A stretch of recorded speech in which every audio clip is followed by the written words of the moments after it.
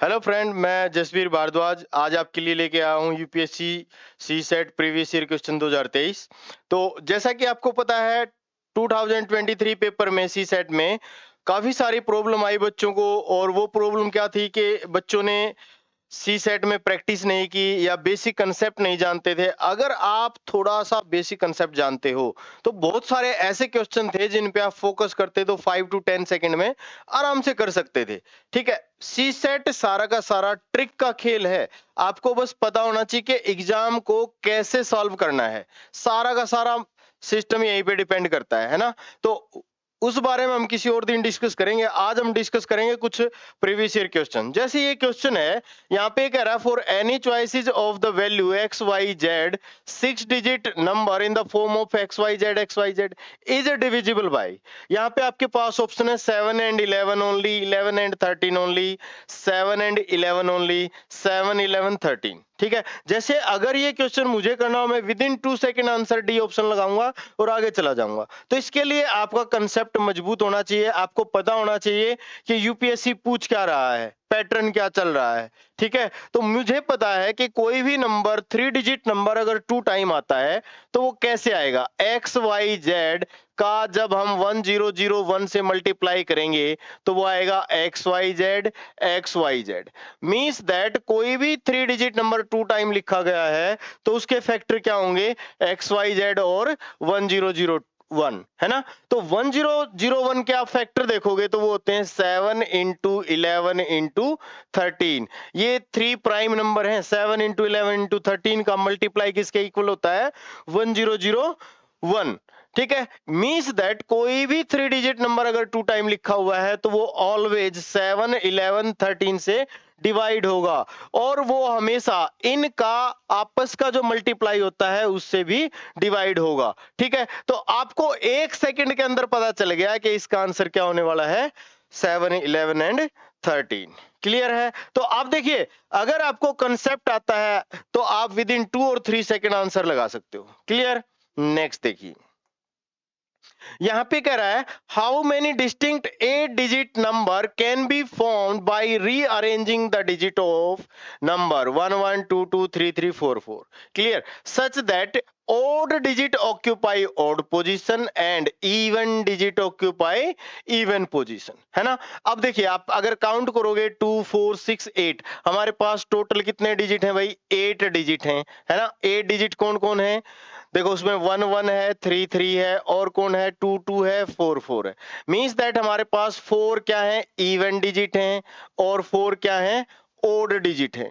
ठीक है, ये कह रहा है ओड प्लेस पे ओड डिजिट आए और इवन प्लेस पे इवन डिजिट आए। सही बात है। तो आपको जब परमुटेशन कॉम्बिनेशन पढ़ते हो तो वहां पे आपने पढ़ा होगा कि फंडामेंटल प्रिंसिपल ऑफ काउंटिंग, उसके 2 रूल होते हैं, एक एडिशन रूल और एक मल्टीप्लीकेशन रूल। एडिशन रूल कब लागू होता है, जब चीजें इंडिपेंडेंट होती हैं। मल्टीप्लाई रूल कब लागू होता है, जब चीजें डिपेंड करती हैं। तो हम यहाँ पे एक 8 डिजिट नंबर फॉर्म करना चाह रहे हैं जिसमें 4 प्लेस इवन है और 4 प्लेस ओड है। तो वो जब ऐसा नंबर हम फॉर्म करेंगे तो वहां पे कौन सा मल्टीप्लाई वाला रूल लागू होगा। तो आप देखिए, जब 4 ये 1 1 3 3 जब आप रखोगे तो 4 प्लेस है, 4 डिजिट है, तो हम 4 फैक्टोरियल तरीके से इनको रीअरेंज कर सकते हैं। ठीक है, और यहाँ पे क्योंकि 1 1 1 जो है 2 टाइम है, सेम है, तो हम 2 फैक्टोरियल से डिवाइड करेंगे।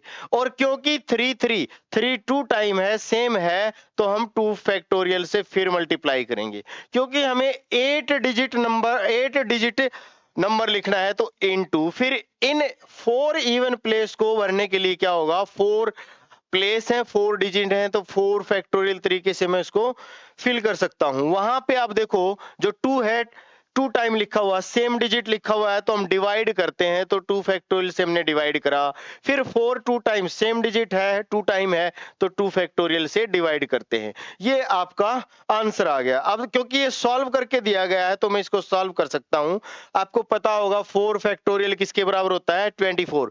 4 इंटू 3 इंटू 2, 4 इंटू 3 इंटू 2, और 2 फैक्टोरियल होता है 2, और 2 फैक्टोरियल 2, 2 से 2 कैंसिल, 2 से कैंसिल करा 2, तो 2 इंटू 3 6, ये इंटू आ जाएगा, तो ये भी सेम आएगा 4 into 3 into 2 divide by 2 into 2, तो 2 से 2 कैंसिल करा, 2 से 2 कैंसिल, 2 पे कैंसिल करा इसको, तो ये भी क्या हो जाएगा 6, तो 6 इंटू 6 क्या होगा भाई 36। तो कितने तरीके से हम 8 डिजिट नंबर फॉर्म कर सकते हैं 36, such that odd digit occupy odd place and even digit occupy even place।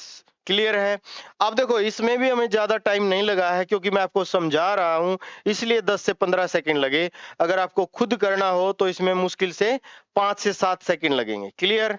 Next question देखिए, यहां पे कह रहा है कि A, B and C working independently can do a piece of work in 8, 16, 12 days respectively. A alone work on Monday. Clear? B alone work on Tuesday. C alone work on Wednesday. D फिर again A alone again work on Thursday and so on. Means that way alternate work कर रहे हैं, first day A, फिर second day B, फिर second next day C, यानी कि Monday, Tuesday, Wednesday, फिर Thursday, Friday, Saturday. इस type से क्या है, एक सर्कल चलेगा, है ना। तो इसमें आपको सबसे पहले बेसिक अगर कंसेप्ट आता है तो विद इन 4 और 5 सेकंड आप आंसर कर सकते हो।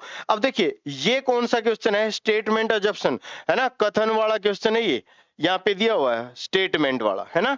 तो इसको और ध्यान से करना पड़ेगा। तो देखो सबसे पहले हम क्या करेंगे, ए कितने दिन में करता है, 8 डेज में किसी भी काम को करता है। बी जो है उसे 16 डेज में करता है, और सी जो है 12 डेज में करता है। तो फर्स्टली आप क्या करोगे, आपको पता होना चाहिए कि वो वर्क है कितना, है ना। तो टोटल वर्क को हम क्या करेंगे भाई, वो एलसीएम को टोटल वर्क सपोज करेंगे, है ना। एलसीएम के लिए सबसे आसान तरीका क्या होता है, जो बड़ा नंबर है उसके सारे फैक्टर लिख दो, है ना। बड़े नंबर के मैंने फैक्टर लिखे 4 इंटू 4, फिर उससे छोटा नंबर लिखा 12, 12 क्या है 4 इंटू 3, 4 लिखा हुआ है 3 और लिखा, फिर नेक्स्ट क्या है 4 इंटू 2, तो वो इसमें आ गया। तो ये कितना हो गया 4 इंटू 4 इंटू 3 48। टोटल वर्क कितना है भाई हमारे पास 48, है ना। और 48 वर्क आप ऐसे सपोज कर सकते हो कि मेरे पास 48 लड्डू है, उनको 8 डेज में फिनिश करता, तो 1 डे, यानी कि ये एफिशिएंसी आता है यहाँ पे। तो ए एक दिन में कितने लड्डू खा पाएगा 6, बी एक दिन में कितने लड्डू खा पाएगा 3, सी एक दिन में कितने लड्डू खा पाएगा 4। सही बात है। तो यहां देखो ए ने फर्स्ट डे काम करा, फर्स्ट डे, और फर्स्ट डे क्या है भाई, मंडे है फर्स्ट डे, है ना। वहां पे उसने कितना काम किया 6। क्लियर? फिर बी ने सेकंड डे कितना काम करा भाई 3, फिर सी ने थर्ड डे कितना काम करा 4, है ना। ये मंडे था, ट्यूसडे था, फिर वेडनेसडे था। सही बात है। अब आप ऐसे ही सर्कल चलेगा, फिर ए आएगा, बी आएगा, सी आएगा, फिर ए, फिर बी, फिर सी, इसी टाइप से ये सर्कल रिपीट होता रहेगा। तो इसको आसानी से करने के लिए हम देखेंगे 1 2 3, तो 3 डेज का टोटल वर्क देख लेंगे हम। 3 डेज का टोटल वर्क कितना है 13, ठीक है। तो नेक्स्ट 3 डेज में फिर 13, फिर उससे नेक्स्ट 3 डेज में फिर 13 काम होगा। तो इस टाइप से ये रिपीट होता रहेगा। तो आप क्या करो, 13 का टेबल 48 तक पढ़ना है, 48 से ज्यादा नहीं जाना चाहिए, है ना। तो 13 3 जा 39, 13 4 जा 52, वो ज्यादा हो जाएगा। तो 3 तक इसका टेबल पढ़ेंगे, तो बोथ साइड हम 3 से मल्टीप्लाई करेंगे। 3 से मल्टीप्लाई करेंगे तो 9 डेज में हमारे पास कितना काम हुआ भाई 39। नेक्स्ट डे ए की बारी है, और वो दिन कौन सा है 10th डे, है ना। और 10th डे है तो वो कौन सा दिन होगा, एक वीक में कितने दिन होते हैं 7, तो इसको 7 से डिवाइड करो, 3 रिमाइंडर, मींस दैट वो कौन सा दिन होगा वेडनेसडे। सही बात है। तो ए कितना काम करता है एक दिन में 6, तो इसमें प्लस 6 करोगे तो 45 काम 10th डे हो गया है। सही है। फिर देखो अगले दिन बी आया, कौन से दिन आया अभी 11th डे आया, है ना। तो 11th डे बी की काम कितना बाकी है 45 हो गया, काम कितना है 48, 3 यूनिट बाकी है। और बी एक दिन में कितना करता है 3 यूनिट, यानी कि ये पूरा एक दिन लेगा, 3 यूनिट काम करेगा और 48 काम हो जाएगा, है ना, कंप्लीट। और वो दिन कौन सा होगा थर्सडे होगा, थर्सडे, है ना। तो अब देखो क्वेश्चन यहां तक हमने पूरा सॉल्व कर लिया। अब क्वेश्चन की स्टेटमेंट पढ़ते हैं। पहला कह रहा है the work will be finished on Thursday, बिल्कुल सही कह रहा है, थर्सडे को काम पूरा हुआ, पहले का सही है। दूसरा कह रहा है the work will be finished in 10 days, लेकिन हमारा तो कौन सा दिन लगा, 11th डे कंप्लीट लगा है, तो सेकंड बात यहाँ पे स्टेटमेंट जो है गलत हो गई। तो हमारा आंसर क्या होगा, फर्स्ट स्टेटमेंट ओनली। अब अगर आप देखो तो इसमें ज्यादा टाइम नहीं लगा है, लेकिन अगर आपको कंसेप्ट आता है तो आप आराम से कर पाओगे। अगर कंसेप्ट आपने बेसिक नहीं सीखा हुआ है तो ये आपसे नहीं हो पाएगा। ठीक है, फिर नेक्स्ट देखिए, समझ आया होगा उम्मीद है सबको। नेक्स्ट क्वेश्चन रीजनिंग का क्वेश्चन है। Zero ZERO is written as CHUR, then how is player written? अब आप देखिए विद इन 3 सेकेंड आंसर आ सकता है। कितने इजी क्वेश्चन। बहुत सारे बच्चे कहते रहते हैं कि सी सेट बहुत मुश्किल है, मैं IITN था, सी सेट की वजह से फेल हो गया। अब देखिए कितना सिंपल क्वेश्चन है। जब भी कोडिंग डिकोडिंग से रिलेटेड कोई भी क्वेश्चन आएगा तो आपको सिंपल क्या करना है कि जो अल्फाबेट दिया हुआ है उसकी नंबरिंग लिख दो उसके ऊपर, तुरंत आंसर आ जाएगा। देखो ZERO, इसको किसी कोड में बोला गया CHUR, है ना। तो देखो Z26, E5, R18, O15, फिर ये 3, ये 8 होता है, ये 18 है। अब देखो मान लिया आपको U नहीं पता है तो देखो आप ऐसे याद कर सकते हो, STU, T20 तो U कितना हो गया 21, है ना। अब आप ध्यान से देखो यहां पे अगर आप देखोगे ये +3 है ना। फिर यहां पे आप देखोगे ये भी +3 है। फिर आपने ये देखा ये भी क्या है +3 है। ये आपने देखा तो ये भी क्या है +3 है। विद इन 3 सेकेंड आपको आइडिया आ गया इनके नंबर लिखने से कि जो अल्फाबेट गिवन है उनमें +3 करते जाओ, अगला हमें जो कोड है वो मिल जाएगा। तो यहाँ पे आपसे पूछा क्या, प्लेयर, PLAYER, ठीक है। तो P कितना 16, L कितना 12, A 1, फिर ये 25, फिर ये 5, R कितना 18। तो +3 करो, +3 करोगे तो 19, +3 करोगे तो ये 15, फिर +3 करोगे तो 1 और 3 4, फिर +3 करोगे तो देखो 16 के बाद वापिस 1 से शुरू हो जाता है तो ये 2 आ गया, फिर +3 करा तो ये 8 और +3 करा तो 21, है ना। तो 19 पे कौन होता है, S, फिर O, फिर D, फिर B, फिर H और U। अब आप देखो डी ऑप्शन क्या हो जाएगा आपका आंसर, राइट आंसर। क्लियर, 3 से 4 सेकंड में ये क्वेश्चन बड़े आराम से हो सकता था। Any doubt. नेक्स्ट देखिए, ये भी रीजनिंग का क्वेश्चन है। देखिए ए इज ओल्डर देन बी, आप इसको जैसे जैसे बोल रहा है वैसे वैसे लिखते जाओ। ए क्या है, बी से बड़ा है। फिर कह रहा है C and D are of the same age, तो सी और डी क्या है, दोनों सेम एज के हैं तो बराबर रख लेते हैं उनको। फिर E is the youngest, E is the youngest, youngest, E क्या है, सबसे छोटा है। फिर कह रहा है F is younger than D, F जो है आयु में डी से छोटा है तो इसका मतलब डी बड़ा हुआ। नेक्स्ट लाइन में क्या कह रहा है, एफ इज ओल्डर देन ए, तो एफ क्या है, ए से बड़ा है। ठीक है, अब इनको एक लाइन में अरेंज करो, है ना। एक लाइन में जब आप अरेंज करोगे तो देखो ए से बड़ा कौन है, ए से छोटा बी, है ना। बी का आगे हमें पता नहीं, लेकिन ए से बड़ा कौन है, एफ है। क्लियर है। और एफ किससे छोटा है, डी से, एफ किससे छोटा है, डी से। और डी और सी क्या है, दोनों सेम एज के हैं। क्लियर है। अब देखो ये इस तरफ बढ़ते जा रहे हैं, इस तरफ बढ़ते जा रहे हैं, तो यहां पे आप देखोगे मैंने थोड़ा सा इसको सही नहीं लिखा, हाँ ये साइन गलत लिख दिया। अगर आप ध्यान से देखो तो यहां पे कहां गया, डी बड़ा है, डी बड़ा है तो ये ऐसे आएगा, डी बड़ा है ऐसे आएगा, है ना। तो ये इस तरफ बढ़ते जा रहे हैं। ठीक है, अब उल्टा लिख दिया ये भी, ये इधर की तरफ बढ़ते जा रहे हैं भाई। ये जिस तरफ मुंह खुला होता है उस तरफ बड़ा होता है, तो ये इस तरफ बढ़ते जा रहे हैं। फिर कह रहा है ई इज द यंगेस्ट, यानी कि ई क्या है, सबसे छोटा है ना।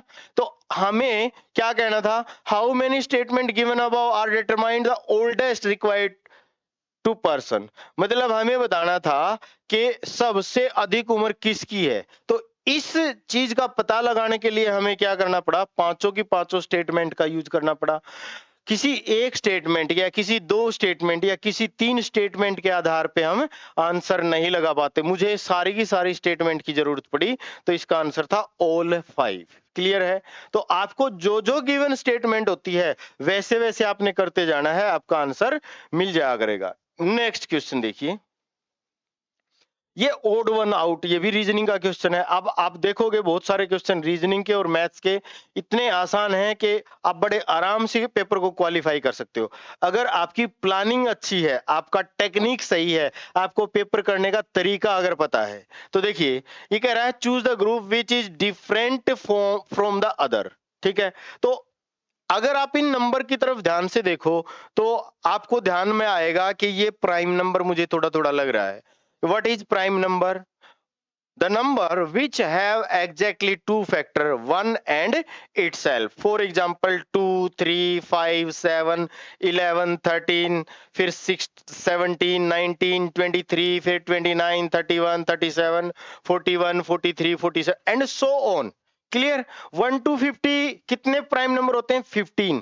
और 1 to 100 कितने होते हैं, 21। ये क्वेश्चन भी डायरेक्ट पूछ लेता है आपसे कि 1 to 100 कितने प्राइम नंबर होते हैं। क्लियर है। तो 1 to 50 15, 1 to 100 25 प्राइम नंबर होते हैं। अब देखिए 17 प्राइम नंबर है, 37 है, 47 है, 97 प्राइम नंबर है, 31, 41, 53, 63 सारे प्राइम नंबर हैं, 71, 73, 79, 83 सारे प्राइम नंबर हैं।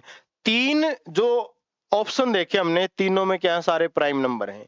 तो अगर मैं फोर्थ ऑप्शन में ध्यान से देखूं, आपको देखने में दूर से लगता है कि 91 प्राइम नंबर है, लेकिन 91 के आप फैक्टर करोगे 7 इंटू 13, 91 क्या है, कंपोजिट नंबर है। तो इसका डिफरेंट ऑप्शन कौन सा हो गया, डी, क्योंकि इसमें एक नंबर कंपोजिट है, बाकी सभी ऑप्शन में सारे के सारे क्या है, प्राइम नंबर हैं।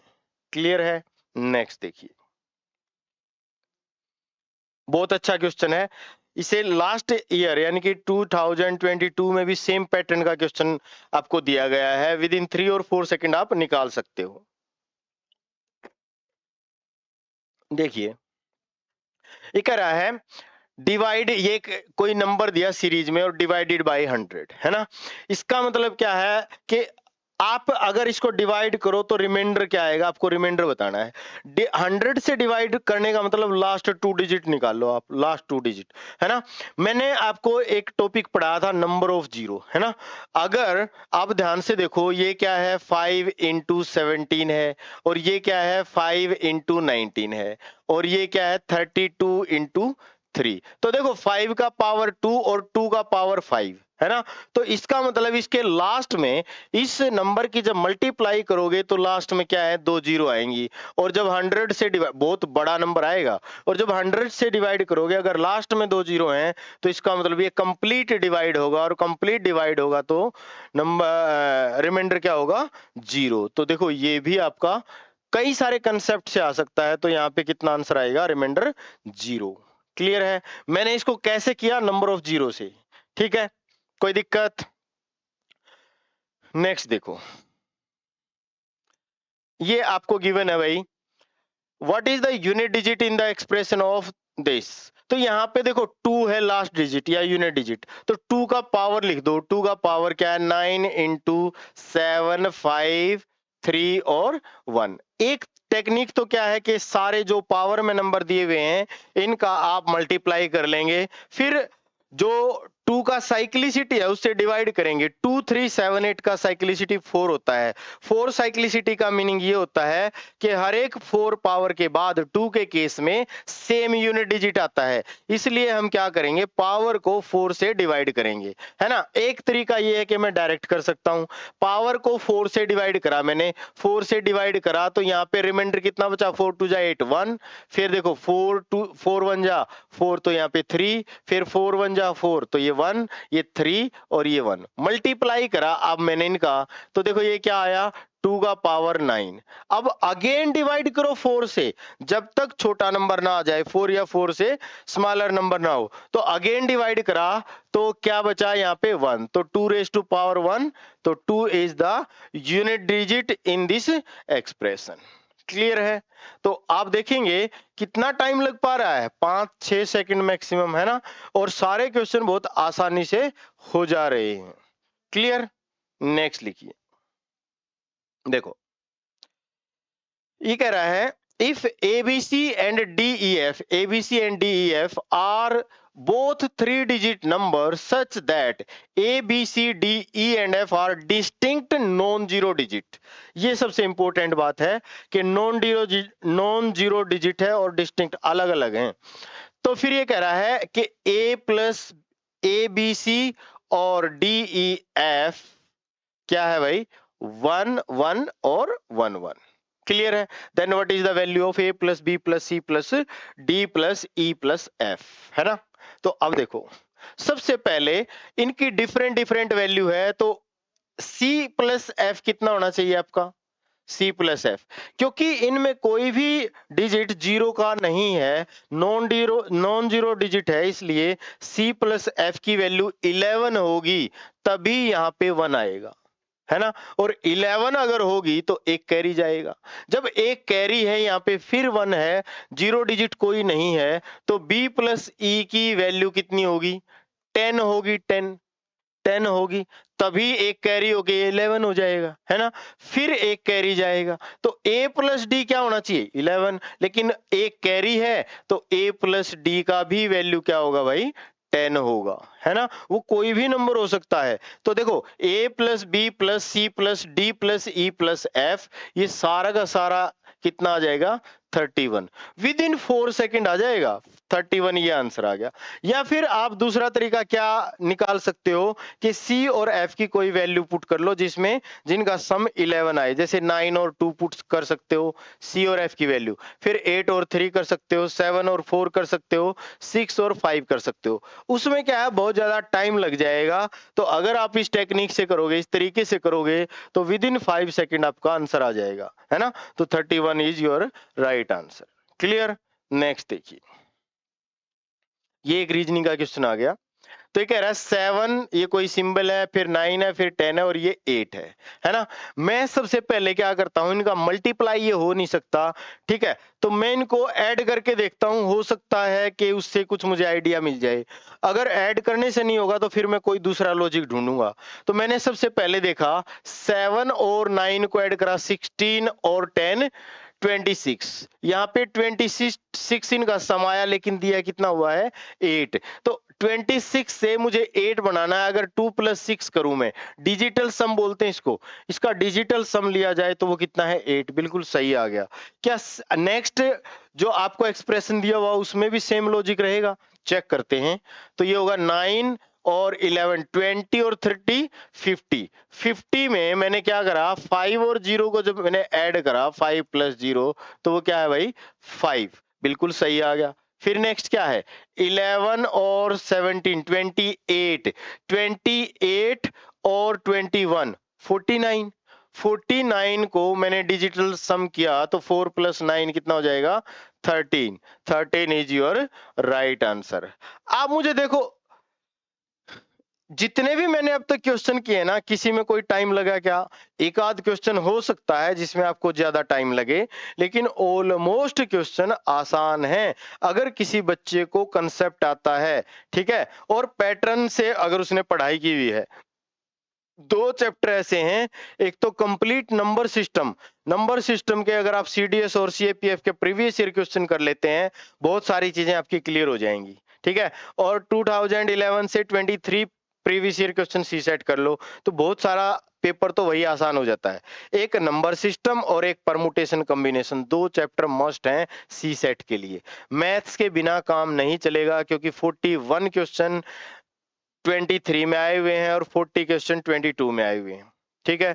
27 कॉम्प्रिहेंशन लास्ट 2 ईयर से सेम आ रहे हैं, और रीजनिंग के 22 में 12 क्वेश्चन थे, 23 13 क्वेश्चन थे और इस बार 12 क्वेश्चन थे। तो आप देखोगे रीजनिंग के आसान आसान क्वेश्चन है, मैथ के भी आसान है अगर आप प्रैक्टिस कर लेते हैं तो। क्लियर, यहां तक एनी डाउट? नेक्स्ट क्वेश्चन देखिए। If P, Q, R, S are distinct single digit positive numbers then, अब देखो अगर ये पॉजिटिव नहीं लिखा होगा तो यहाँ पे जीरो भी हो सकता है और माइनस की वैल्यू भी हो सकती है। Then what is the greatest value of P plus Q और R प्लस एस? ग्रेटेस्ट, चार मेरे को डिफरेंट डिफरेंट क्या दिए हुए हैं, डिजिट दिए हुए हैं, उनका वैल्यू रखना है मुझे और वैल्यू ग्रेटेस्ट लगाना है। तो ग्रेटेस्ट ये P, Q, R और S डिस्टिंक्ट डिजिट हैं, ये डिस्टिंक्ट सिंगल डिजिट है ना, सिंगल डिजिट है। मीन्स दैट मुझे जब ग्रेटेस्ट वैल्यू चाहिए तो 6, 7, 8, 9 में पुट करके देख लेता हूं, सही है। तो P प्लस Q, अब मैं यहाँ पे खुद से इनके वैल्यू बना के देखता हूं। देखो एक पेयर हो सकता है 6 प्लस 7 और 8 प्लस 9। क्लियर है? तो 6 प्लस 7 कितना होगा? 13 इंटू 17 जो कि कितना होता है? 221। ठीक है, ये मल्टीप्लाई, ये जो टेक्निक होती है स्क्वायर, क्यूब, टेबल, मल्टीप्लाई की टेक्निक, स्क्वायर की टेबल, स्क्वायर की टेक्निक, ये सारी चीजें आपको थोड़ी सी आनी चाहिए क्योंकि इसमें क्या है, कैलकुलेशन अगर आपकी अच्छी है तो आपका टाइम बचता है। सही बात है। फिर आप देखिए नेक्स्ट में कैसे कर सकता हूं इसको। 6 प्लस 8 लिखा जाए और 7 प्लस 9 लिखा जाए तो 6 प्लस 8 कितना होगा? 14 और 9 प्लस 7 कितना होगा? 16। तो मेरा जो टेक्निक है कैलकुलेशन का वो अलग है। तो देखो मैं इसको डायरेक्ट पढ़ता हूँ। 16 10 जा 160, 16 4 जा 64, 160 और 64 क्या होगा? 224। क्लियर है? नेक्स्ट क्या हो सकता है? ये 6 प्लस 9 लिखो और 7 प्लस 8 लिखो तो ये होगा 15 इंटू 15 225, है ना। इससे एक्स्ट्रा तो इसको लिख ही नहीं सकते, इतनी ही फॉर्म में लिख सकते हैं। तो ग्रेटेस्ट वैल्यू इनमें सब में कौन है? 225। That is your right answer. With in 4 second 5 second आपने आंसर निकाल दिया। कोई डाउट यहां तक? क्लियर। नेक्स्ट देखिए, कोई भी डाउट है तो आप कमेंट करके पूछ सकते हो। देखिए ये अच्छा क्वेश्चन है। If n is a number formed by writing 9 499 time, what is the remainder if n is divided by 13? ये सेम पैटर्न का क्वेश्चन आपका एक बार पहले भी आ चुका है, वहां पे डिवाइड बाय 11 था। तो कुछ कुछ क्वेश्चन रिपीट होता है, ज्यादा नहीं होते। पैटर्न रिपीट होता है, क्वेश्चन रिपीट नहीं होगा। क्लियर है? तो सेम पैटर्न का क्वेश्चन पहले आ चुका है। तो देखो 9 9 9 9 9 9 और ये कितने टाइम 9 लिखना आपने? 99 टाइम्स, है ना। और किससे डिवाइड करना है? 13 से। अगर तो आपको 13 का डिविजिबिलिटी रूल पता है तो आप विद इन 3 सेकेंड इसका आंसर निकाल दोगे, अदरवाइज नहीं निकाल पाओगे। तो जब मैं पढ़ाता हूं मैंने आपको एक टेक्निक सिखाई हुई है 7, 11 और 13 का टेक्निक डिवाइड करने का, है ना। तो वहां पे आप देखो हम 3 3 यूनिट 10 और 100 पे 100 डिजिट का या 3 3 के पेयर बनाते हैं और उन पेयर में ओड पेयर को अलग से ऐड करते हैं, इवन पेयर को अलग से ऐड करते हैं, फिर उनका डिफरेंस, अगर डिफरेंस 0 या 13 का टेबल आता है तो वो नंबर क्या हो जाएगा? 13 से कंप्लीट डिवाइड हो जाएगा। तो एक दूसरा टेक्निक क्या है कि मैं यूनिट 10 और 100 प्लेस 3 डिजिट को सेम इक्वल रखूंगा, इकट्ठे रखूंगा और जो बड़ा नंबर है उसमें से माइनस करता जाऊंगा, ऐसे माइनस करता रहूंगा मैं, तो लास्ट में 3 डिजिट बच जाएगा 999। या फिर दूसरा तरीका क्या है? 99 टाइम है, 3 3 का पेयर बनाना है आपने। 3 3 का पेयर बनाएंगे तो 33 पेयर होंगे, 33 पेयर होंगे 3 3 डिजिट के, उसमें 17 ओड पेयर होंगे और 16 क्या है? इवन पेयर होंगे, है ना। और जब डिफरेंस लोगे तो एक पेयर बचेगा, एक पेयर। और एक पेयर क्या है? वो 999। एक पेयर क्या बचेगा? 3 डिजिट का, एक पेयर बचेगा 3 डिजिट का। एक टेक्निक तो ये है। तो 99 इसको आप 13 से डिवाइड कर दो, तो 13 से डिवाइड करोगे 13 7 जा 91, 8 89, फिर 13 6 जा 78, तो रिमाइंडर क्या बचा है यहाँ पे? 11। क्लियर है? ये रहा ए ऑप्शन आपका क्या हो जाएगा? राइट आंसर हो जाएगा। क्लियर है? अगर आपको टेक्निक पता है तो आप बड़े आराम से कर सकते हो। दूसरा तरीका क्या होता है कि यूनिट डिजिट, 10th प्लेस और 100 प्लेस, 3 डिजिट का एक पेयर इकट्ठा लो, बाकी देखो पूरा बड़ा नंबर है उसमें से माइनस करोगे, आगे 3 जीरो आ जाएंगे, फिर वो इकट्ठा 3 का फिर पेयर बनेगा, फिर वो लास्ट में 999 ही बचना है। क्लियर है? फिर उसको 13 से डिवाइड करोगे तो remainder is 11। Any doubt? Next question की तरफ बढ़ते हैं। नेक्स्ट क्वेश्चन ये कह रहा है each digit of A 9 digit number is 1, यानी कि 1 को 9 टाइम लिखा, ये लिख दिया। It is multiplied itself, multiplied itself का मतलब इसका स्क्वायर है ना, या फिर आप मल्टीप्लाई कर लो इसका स्क्वायर, ठीक है। What is the sum of digit of the resulting number. अब सबसे पहले तो आपका इसका स्क्वायर का टेक्निक पता होना चाहिए। तो इसके स्क्वायर का टेक्निक क्या होता है कि 1 जितने टाइम भी लिखा हुआ है ना वहां तक आप टेबल इंक्रीज करो, फिर वापस 1 तक डिक्रीज कर दो। 9 टाइम लिखा हुआ है तो 1 2 3 4 5 6 7 8 9, फिर 8 7 6 5 4 3 2 1। मुझे ये सब करके दिखाने की जरूरत नहीं है, मैं आपको समझाने के लिए बता रहा हूं। मुझे 2 सेकंड में पता है कि 1 जो है 9 टाइम है उसका स्क्वायर है, डिजिटल सम बताना है, 81 आ जाएगा। मैं 1 सेकंड में इसका आंसर लगाऊंगा और आगे चला जाऊंगा, क्योंकि मुझे आपको समझाना है इसलिए मैं इसका स्क्वायर बता रहा हूं। अब देखो अगर किसी बच्चे को इसका ये टेक्निक नहीं पता है तो उसको स्क्वायर यानी कि इससे मल्टीप्लाई करने में ही बहुत ज्यादा टाइम लगेगा, फिर इन सब डिजिट को जोड़ने में बहुत टाइम लगेगा। इनको जोड़ने का टेक्निक क्या होता है, जो सबसे बड़ा नंबर है उसका स्क्वायर लिख दो, तो डिजिटल सम कितना होगा 81। क्लियर है? या फिर इसका दूसरा तरीका ये है, जब इसका स्क्वायर करने के बाद डिजिटल सम पूछा जाता है तो ये 1 जितने टाइम भी होगा उसी का स्क्वायर कर दो। कितने टाइम है? 9 टाइम है, 9 टाइम है ये, 9 टाइम्स। तो 9 टाइम्स का स्क्वायर करोगे तो 81 आएगा। तो 81 is digital sum after squaring 1 1 1 1 1। Clear? तो विद इन 3 सेकेंड आपका आंसर आ गया। बहुत सारे बच्चे कंप्लेंट कर रहे हैं कि सी सेट मुश्किल है मुश्किल है। अब देखो आपके सामने है कितने टाइम में मैंने कितने क्वेश्चन कर दिए। क्लियर? सी सेट मुश्किल नहीं है, बस आपको उसको टाइम देना है, प्लानिंग करनी है, टेक्निक सीखनी है कि किस टेक्निक से पेपर हो सकता है। अगर आप पेपर की टेक्निक जान गए तो सी सेट बिल्कुल भी मुश्किल नहीं है। क्लियर है? नेक्स्ट देखिए, what is the sum of all digit which appear in all the integer from 10 to 100।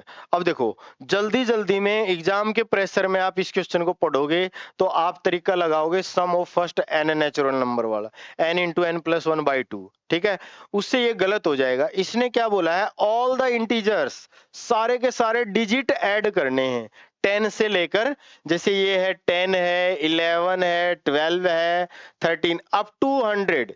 अब जैसे 10 है, 10 में 1 प्लस 0, फिर +1 +1, फिर +1 +2 +1 +3, इस टाइप से, एंड लास्ट में +1 0 0 +0 +0, है ना। इस टाइप से अगर करोगे तो ये तो बहुत मुश्किल सवाल हो जाएगा।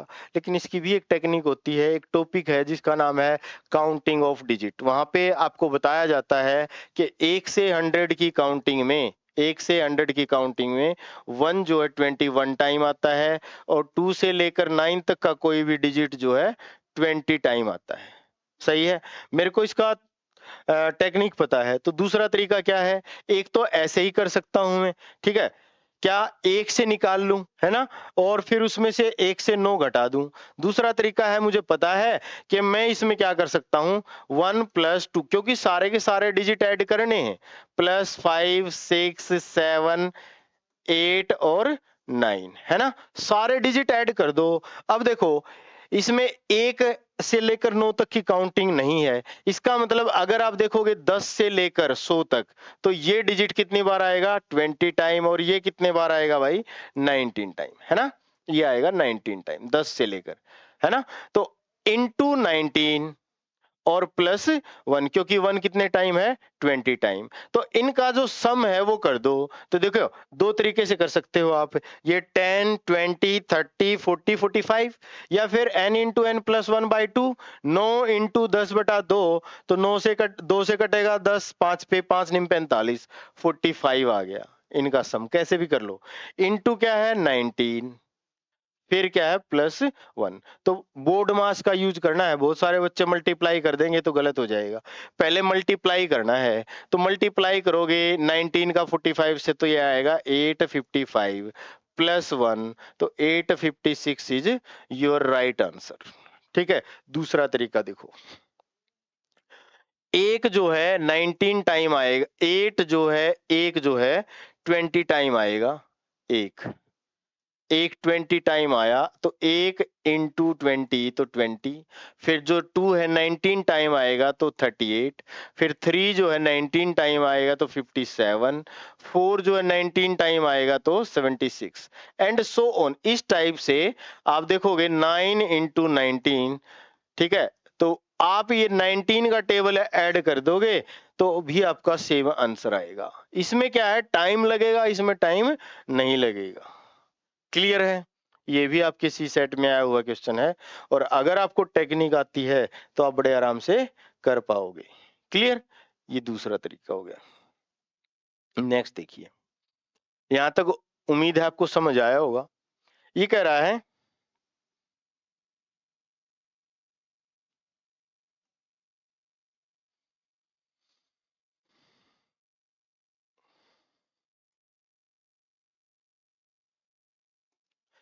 है A B C D is a square, A B C D ये एक स्केयर है। 1 point on each of A B and C D 1 point, ठीक है। Two distinct point on each B C and D A, ये B सी 2 point, ये 2 point, ये 2 point, ये 2 point, ठीक है। जैसा इसमें गिवन इंफॉर्मेशन होती है उस हिसाब से आप फिगर ड्रा कर लो। फिर आगे क्या पूछा, how many distinct triangle can be drawn by using 3 point as vertex out of these 6 point. तो आपने जब कॉम्बिनेशन क्रमचे संचय जब पढ़ा होगा तो वहां पे ट्रायंगल कितने पॉइंटों से बनता है, 3 पॉइंटों से। तो 6 टोटल पॉइंट्स हैं, उनमें से सिलेक्ट करने हैं। जब सिलेक्ट करना होता है तो आपको कॉम्बिनेशन लेना होता है 3 पॉइंट, आंसर आ गया। इसको सॉल्व करना होता है तो ये क्या हो जाएगा, 6 फैक्टोरियल। मेरे पास सॉल्व करने का आसान तरीका है, 6 फैक्टोरियल अपोन में 6 माइनस 3, 3 फैक्टोरियल इंटू 3 फैक्टोरियल, ठीक है। क्लियर, मैं इसको सॉल्व कैसे करता हूं, मेरा दूसरा तरीका है। मैं देख तो यहाँ 6 है, यहाँ 3 है, तो 6 का जो काउंटिंग है नीचे तक 3 तक ले आता हूं 3 टाइम, तो 6 5 4 अपोन में 3 को 1 तक ले जाता हूं, 3 इंटू 2 इंटू 1, 3 इंटू 2 6 कट गया, तो 5 इंटू 4 20। इससे भी यही आएगा, तो देखो 6 into 5 into 4 into 3 into 2 into 1, और ये क्या हो जाएगा 3 into 2 into 1 into 3 into 2 into 1, ये तो कैंसिल हो गया, और 3 इंटू 2 से 6, यहां से भी कितना आया 20, 20 इज राइट आंसर। क्लियर है, अगर आपको बेसिक्स आते हैं तो आपका पेपर बहुत आसान है। नेक्स्ट देखिए, ये अगर आप देखोगे नंबर सिस्टम के ही सबसे ज्यादा क्वेश्चन है। 2023 में 24 क्वेश्चन नंबर सिस्टम से हैं, 9 क्वेश्चन आपके परमुटेशन कॉम्बिनेशन से हैं, तो 33 क्वेश्चन तो यही हो गए, टोटल 41 क्वेश्चन है, तो बाकी तो कुछ बचा ही नहीं। अगर आप 2 चैप्टर ढंग से पढ़ते हो तो सारी चीजें क्लियर हो जाती हैं। देखो ये कह रहा है क्या P क्यू से बड़ा है, P बड़ा है क्यू से, ऐसा इसने पूछा है। पहला कह रहा है P इंटू क्यू, पी और क्यू का जो मल्टीप्लाई है वो बड़ा है 0 से, है ना। और फिर कह रहा है पी स्केयर बड़ा है क्यू से, क्यू स्केयर से। ये 2 स्टेटमेंट है, ये 1 और ये 2, ठीक है, ऐसा इसने बोला, ठीक है। फिर कह रहा है which one of the following is correct in respect the above question statement, ठीक है। इसने पी और क्यू के बारे में कुछ नहीं दे रखा, पी क्या है, पॉजिटिव इंटीजर है, नेगेटिव इंटीजर है, नेचुरल नंबर है, क्या है। तो यहाँ पे आपकी जिम्मेदारी बनेगी कि आपको जितने भी पॉसिबल वे हो सकते हैं उससे आप करके देखो, ठीक है। मैंने एक नंबर माना 2 और एक माना 3, ठीक है, और एक मैंने लिया -2 और एक लिया -3। क्लियर है दोनों करके देखने हैं। तो देखो 2 इंटू 3 कितना हो जाएगा 6, तो वो क्या है 0 से बड़ा है। फिर मैंने लिया -2 -3 मल्टीप्लाई करा तो वो क्या हो जाएगा -6, क्या वो 0 से बड़ा है? नहीं है। तो पहली स्टेटमेंट तो यही गड़बड़ होगी। दूसरी में कह रहा है पी स्केयर क्या है 4, क्यू स्केयर क्या है 9, क्या पी स्केयर बड़ा है? नहीं। दूसरे में देखो ये 4 और ये 9, तो ये क्या है? ये वाला बड़ा है। यहां देखोगे 3 बड़ा है, ये इधर, और यहां इसका स्केयर देखोगे तो ये बड़ा है, तो ये भी स्टेटमेंट क्या होगी? गड़बड़ हो गई। तो ये क्या कह रहा है कि इनमें से the question can be answered by using the statement alone but can not answer bye.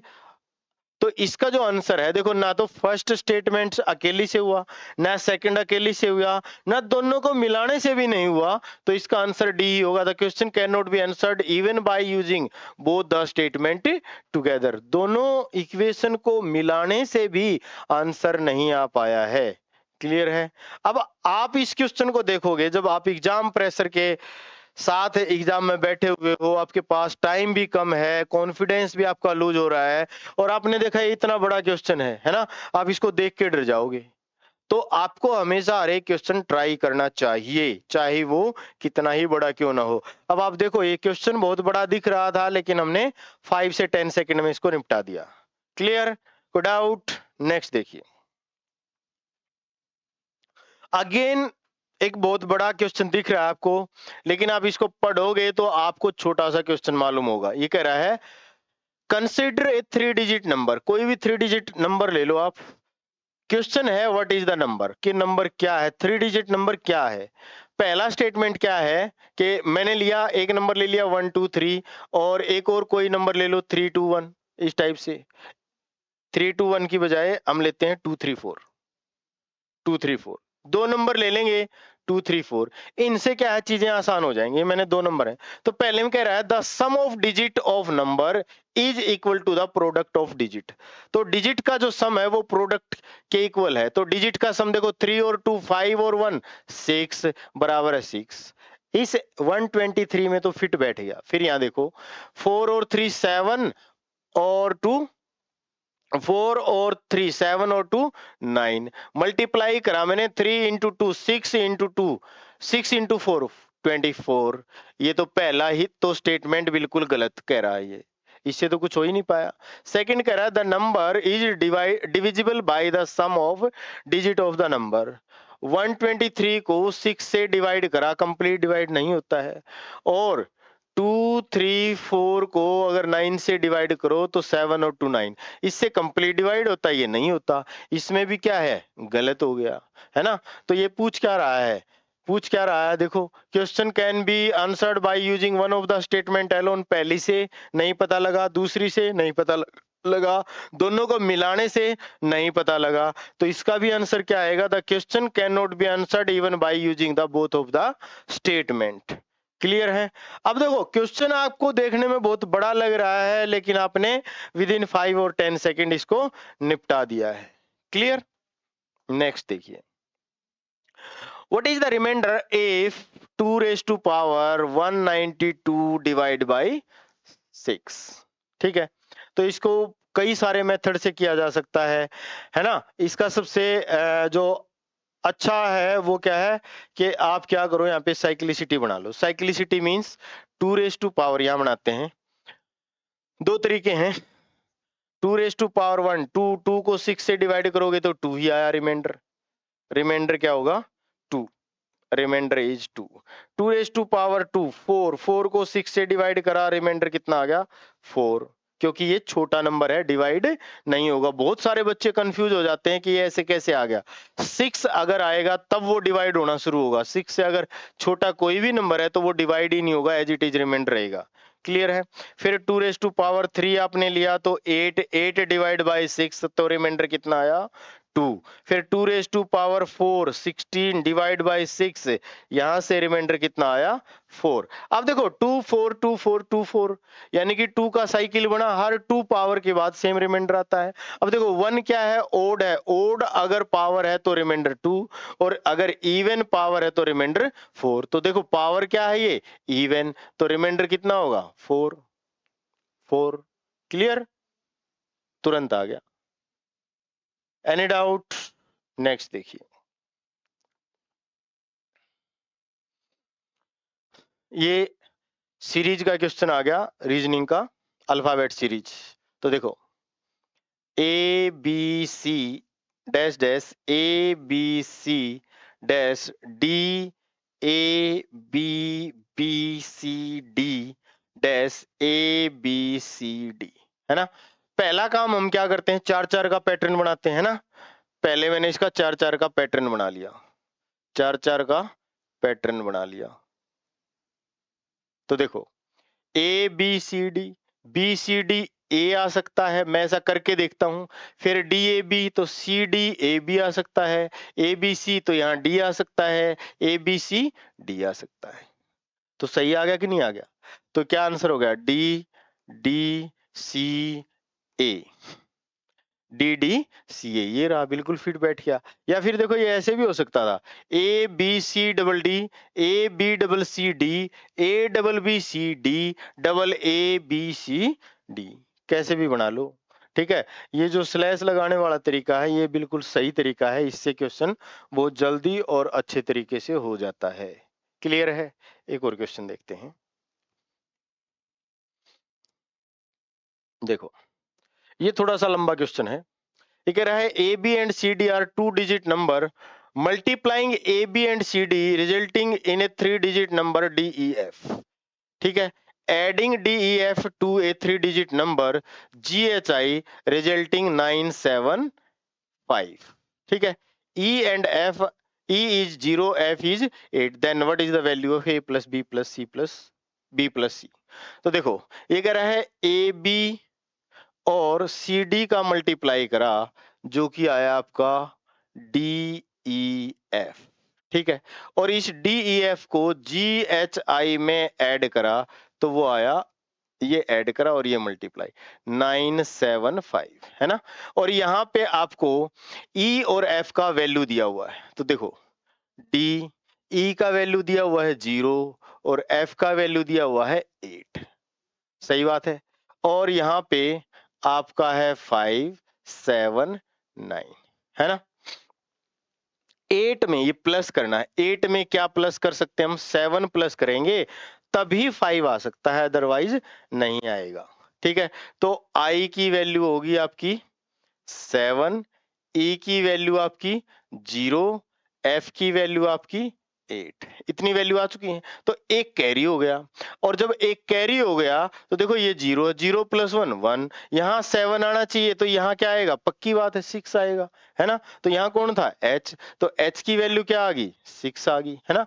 यहाँ 9 होना चाहिए, अगर 9 होगा तो d और g का वैल्यू, d और g का वैल्यू 4 और 5 होना चाहिए। तो d प्लस g कितना है, 9, है ना।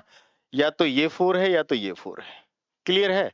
तो यहां पे अब देखो, नीचे आते हैं हम, ए बी और सी डी, ये आपके कितने आगे भाई, 8 0, या तो ये 4 होगा या तो 5 होगा। अब देखो 5 तो एक सेकेंड,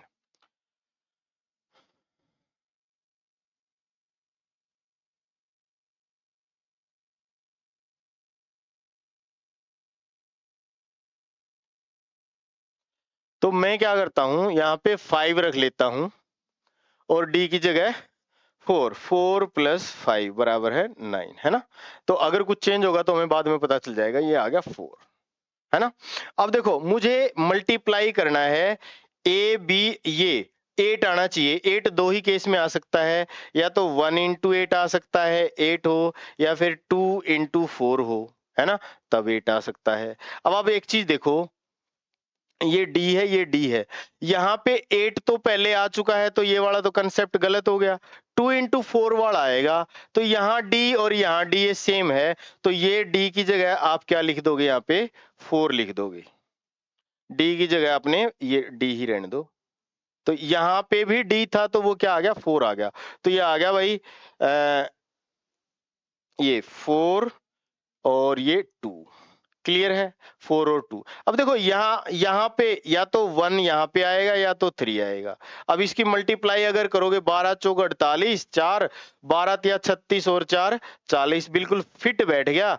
ए का वैल्यू आ गया आपका यहाँ पे 1 और सी का वैल्यू आ गया आपका 3, है ना। तो ए प्लस बी प्लस सी निकालना था। ए का वैल्यू 1 है, सी का वैल्यू 3 है, बी का वैल्यू आपका 2 है। 3 और 2 5 और 1 6, 6 आपका क्या हो गया, आंसर हो गया। इसमें आपको सोचना पड़ेगा, सोचने में थोड़ा सा टाइम लगता है। अगर गिवन इंफॉर्मेशन के हिसाब से आप सोचते हुए चलोगे तो आपका क्या है, आंसर बिल्कुल सही आ जाएगा। कोई डाउट यहां तक? नेक्स्ट क्वेश्चन देखिए। अब तक आपने जितने भी क्वेश्चन किए हैं ना, सब में देखो आपको ज्यादा टाइम नहीं लगा है। क्लियर? नेक्स्ट देखो, how many natural number are there which give a remainder of 31 when divided by 1186 is when 1186 is divided by a these natural number. ठीक है, तो आप देखो क्या करो कि 1186 में से 31 माइनस कर दो तो ये आ गया 1155, है ना। इसके आप फैक्टर बना लो। रिमाइंडर हमने माइनस कर दिया, है ना, रिमाइंडर माइनस कर दिया तो हमारे पास डिविडेंड आ गया। इसके फैक्टर बना दो। इसके फैक्टर देखो क्या क्या होंगे। 5 और 1 6, 5 और 1 6 3 से डिवाइड होता है, 5 से होता है। ठीक है, फिर 7 दूने 14 7 से भी होता है, फिर ये 11 से भी होता है, फिर 1155, 11 से भाग दिया 105 इंटू 11 हो गया। फिर ये कितना है, 5 से भाग दिया, 5 दूने 10, 5 एकम 5, 3 7 5 और 11, ये इसके फैक्टर आ गए भाई। ठीक है, ये कह रहा है कि कितने नेचुरल नंबर हो सकते हैं, देखो। और वो क्या कह रहा है, 31 शेषफल आता है तो उससे बड़ा नंबर होगा। तो 3 पंजे 15 तो नहीं होगा, 3 सते 21 भी नहीं होगा। ठीक है, तो देखो 5 सते how many natural number are, तो 3 इंटू 11, फिर 5 इंटू 7, फिर आएगा भाई 7 इंटू 11, फिर 3 इंटू 5 इंटू 7, फिर 3 इंटू 7 इंटू 11, 3, फिर है भाई 3 इंटू 5 इंटू 11, 3 इंटू 5 इंटू 11, फिर है भाई 3 इंटू 5 इंटू 7 इंटू 11, और एक पूरा 3 इंटू 5 इंटू 7 इंटू 11। तो 1 2 3 4 5 6 7 8, एक और बच गया, कौन सा बचा, 3 5 7 का पेयर है, फिर 5 7 11 का भी पेयर है, फिर 3 5 और 11 का भी पेयर है, 3 7 और 11 का भी पेयर है, फिर 11 और 7 का भी है, 7 पंजे 35 का भी है, 11 तिया 33 का भी है, 11 सते 77 का भी है, 1 फिर 2 फिर 3 फिर 5 और 7 का, 5 और 11 का, तो एक यहाँ पे 5 और 11। तो देखो कितने पेयर हुए, 1 2 3 4 5 6 7 8 और एक 9। 9 ऐसे धन पूर्णांक हैं जिनसे 1186 को विभाजित करोगे तो हमेशा शेषफल कितना आएगा, 31 ही आएगा। क्लियर है, कोई डाउट? नेक्स्ट देखो, फिर ये कह रहा है what is the sum of all 4 digit number less than 2000 formed by using the digit 1 2 3 4 where none of the digit is repeated. देखो ये तो बिल्कुल आसान, हम बना के भी देख सकते हैं। देखो 2000 से ज्यादा आना चाहिए, तो 2 1 3 4, फिर 2 1 4 3, फिर 3 से ले लो 3 1 2 4, फिर 3 1 4 2, फिर 3 2 1 4, फिर 3 2 4 1, है ना।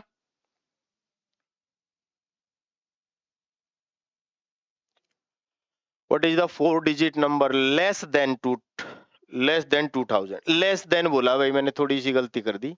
लेस देन में तो देखो क्या आएगा, 1 से स्टार्ट होना चाहिए, तभी तो वो 2000 से लेस आएगा। तो 1 2 3 4 है ना, 1 2 4 3, फिर 1 3 2 4, 1 3 4 2, 1 4 2 3, 1 4 3 2। क्या इसके अलावा कोई नंबर बन सकता है?